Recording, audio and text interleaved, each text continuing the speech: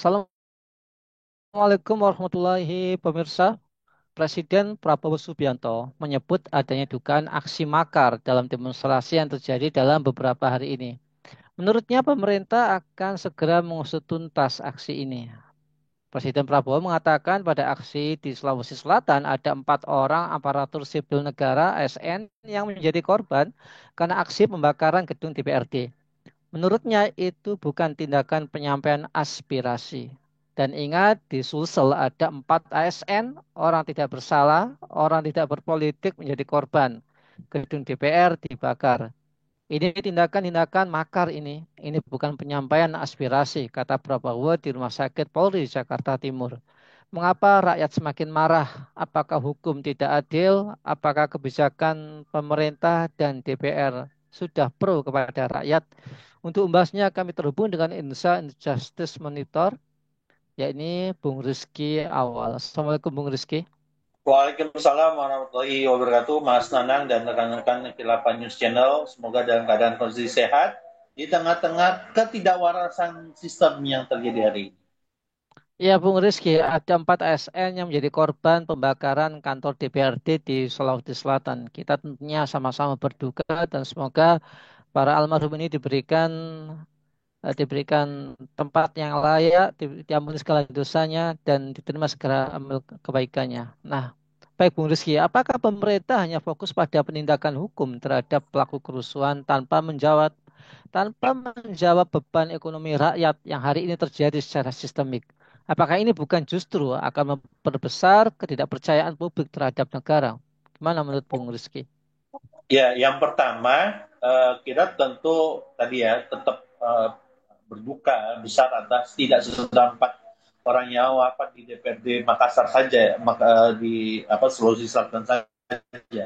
Tapi kita juga berduka atas banyaknya korban baik yang meninggal dunia maupun meninggal dunia, luka berat maupun luka ringan di berbagai tempat kondisi yang hari ini kita kita lihat yang di masa 1 pekan yang lalu. Yang kedua adalah apa yang perlu kita lihat, seharusnya gini ya, ketika kondisi kericuhan yang terjadi penyampaian pendapat di luar kemudian pada akhirnya menimbulkan anarkisme itu, ada 3 hal yang perlu diperhatikan oleh Pak Presiden sendiri. Pertama adalah lemahnya intelijen negara kita. Kenapa? Karena kalau disebut makar, maka seharusnya intelijen negara itu sudah bisa sudah bisa menyiapkan gitu ya, mengkondisikan agar siapa pelakunya itu sudah mudah sangat dilakukan. Jangankan sampai terjadi ya. Sebelum kejadian itu sudah melakukan perihal-perihal begitu. Artinya gini, bisa jadi ada oknum pejabat atau penguasa tertentu yang itu merasa bahwasanya dirinya tidak lagi menjadi bagian dari tidak puas dengan sistem pemerintahan yang hari ini ada, gitu. Sehingga mereka lebih lebih melakukan upaya makarisasi, upaya makar ya, sehingga ada udugan dari luar. Itu yang pertama ya, tidak bekerjanya badan intelijen negara kita secara optimal gitu. Yang kedua, eh, ketika penjaraan itu dilakukan kepada oknum pejabat, kepada pejabat bukan oknum ya, pejabat dan anggota DPR, apalagi kita melihat ada satu sisi yang cukup riskan menurut saya, ini cukup bahaya. Ini ketika mereka melakukan bentuk anarkis kepada rumah dari Bu Sri Mulyani selaku Menteri Keuangan. Ini kan simbol negara nih, simbol keuangan negara, kemudian diacak-acak begitu mudah, ini kan jadi sesuatu hal yang tanda tanya bagi kita gitu. Siapa aksi-aksi ini dibagikan untuk apa? Gitu. Nah, yang ketiga, ada orang yang menebeng atas penderitaan rakyat, di atas penderitaan rakyat. Itu yang terlihat.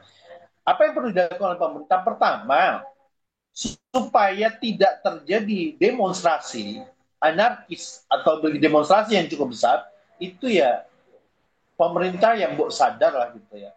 Ada sesuatu yang kurang dilakukan pemerintahnya. Apa itu? Memberikan kesejahteraan, memberikan rasa keadilan, dan sosial yang tinggi kepada masyarakat.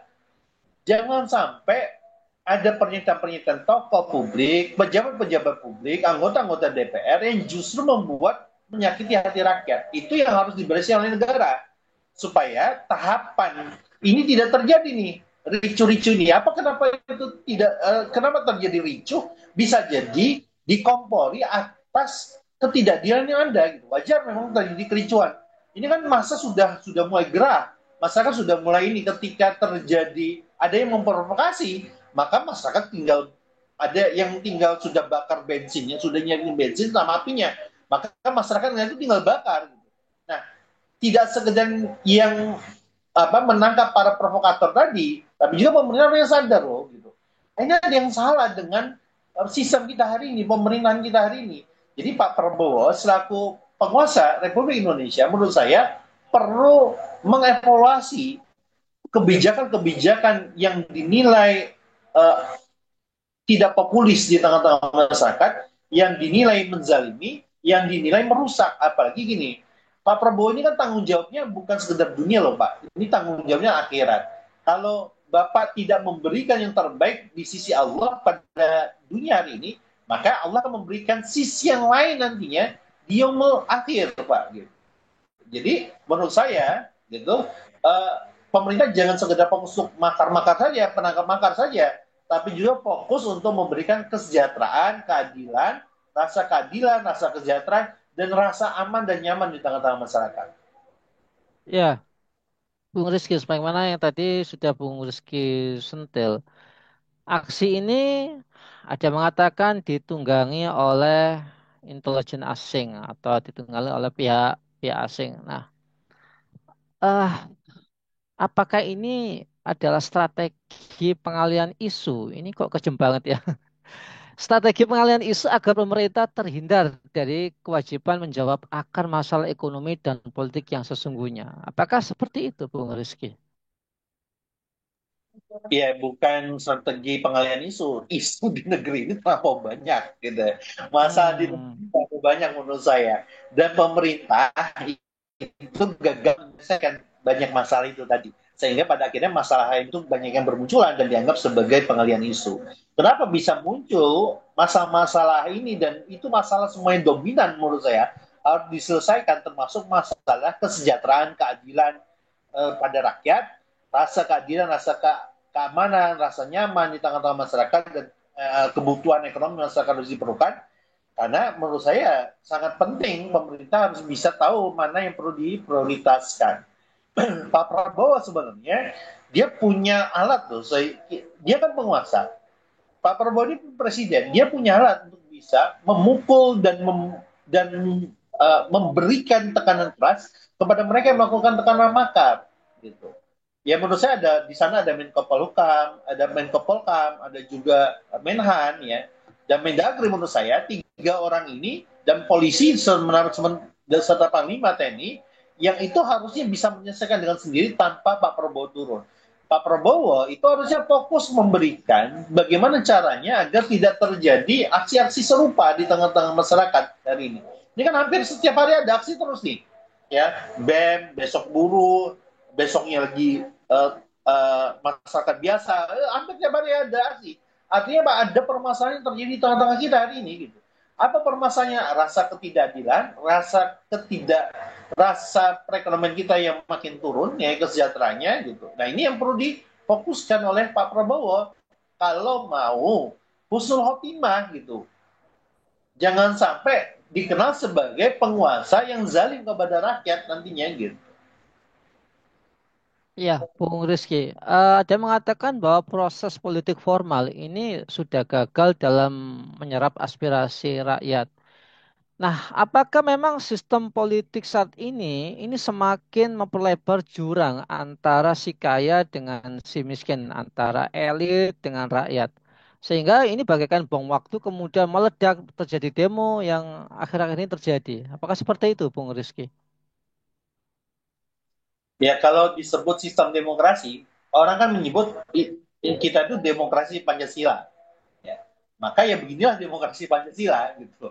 Ya, kalau disebut apakah ada pemerintah yang tidak menerapkan sistem demokrasi Pancasila, semua pemerintah hari ini menerapkan sistem demokrasi Pancasila. Sekali lagi, semua pemerintahan hari ini menerapkan sistem demokrasi Pancasila. Akibatnya, ketika mereka punya penginjauan sendiri terkait dengan nilai-nilai demokrasi Pancasila, maka akan terjadi kesenjangan yang hadir antara elit sama terlilit gitu. Antara rakyat elit sama rakyat yang terlilit gitu. Ya, kaum elit sama kaum jelata itu kan semakin timpang gitu. Ya, orang kaya di Indonesia itu 1% orang kaya di Indonesia atau itu menguasai 50% nilainya atau totalnya angka kekayaannya nilainya sama dengan 50% gitu. 50 orang terkaya, 50 sampai 100 orang terkaya, bahkan itu bisa jadi angkanya cukup wow, fantasi sekali gitu. Itu yang terlihat sehingga terjadi kesenjangan itu hadir di tengah-tengah kita. Dan mau nggak mau, demokrasi Pancasila hari ini yang kita tanam sebagai satu-satunya sistem politik terbaik di dunia menurut pemerintah ya, gitu kan. Kalau saya sebut sistem terbaik, eh, kalau kan karena kita tuh seringkali dininabobokan bahwa sistem demokrasi Pancasila kita ini ada sistem yang sangat terbaik dan layak terjadi ada di dunia hari ini, bahkan lebih baik daripada Amerika Serikat. Nah ini kan menurut saya bahasa tipu-tipu yang terjadi, gitu ya. Akuilah gitu ya, demokrasi Pancasila kita hari ini itu bukanlah sistem terbaik, bahkan bisa jadi sistem terburuk hari ini. Karena apa? Apa yang bisa dijanjikan dengan sistem demokrasi politik hari ini? Kesejahteraan bagi seluruh rakyat tidak, keadilan tidak, keamanan apalagi. Kita tahu sendiri bagaimana rasa aman dan rasa nyaman itu hampir-hampir tidak terjadi di tengah-tengah publik itu. Nah, itu yang perlu disadari oleh pemerintah kita. Pertanyaannya adalah pemerintah mau nggak meninggalkan wacana tentang demokrasi Pancasila ini? Kalau mau, ayo kita bisa masuk ke pertanyaan berikutnya nanti. Gitu. Luar biasa sekali. Baik, Bung Rizky, terima kasih atas pemaparannya. Semoga Indonesia ke depannya semakin baik-baik saja. Kalau memang ada kerusakan sistemik, maka mari kita perbaiki. Kalau memang tidak bisa diperbaiki, tidak ada salahnya kita cari alternatif lain. Ya, baik. Bukan alternatif Ah. lain, solusi akhir dari permasalahan ini. Kalau alternatif lain nanti dicoba semua alternatifnya. Ini solusi akhir. Mau nggak? Ini Solusi akhir. pertanyaan kepada pertanyaan berikutnya kepada siapapun yang punya pemangku jabatan hari ini, mau nggak make saran dari kami? Gitu. Kalau nggak mau ya silakan. Kita akan melihat kondisinya ya begini terus, tidak akan ada berubah. Ya, baik, Bukan luar biasa. 1748 ya. Kalau kemarin Ferry Irwan di CS menyampaikan 1748, saya hanya memberikan satu saja tuntutan. Dan dengan satu tuntutan itu, kalau pemerintah dan seluruh anggota DPR mau ngikutnya, insya Allah jalan hidup Indonesia itu akan penuh dengan keberkahan. Baik, luar biasa. Terima kasih Bung Rizky atas pemaparannya. Semoga kita semua bisa mendapatkan manfaat darinya dan semakin semangat untuk membangun Indonesia yang lebih baik ke depannya. Saya Nasiawan undur diri. Sampai jumpa di kesempatan. Assalamualaikum warahmatullahi wabarakatuh.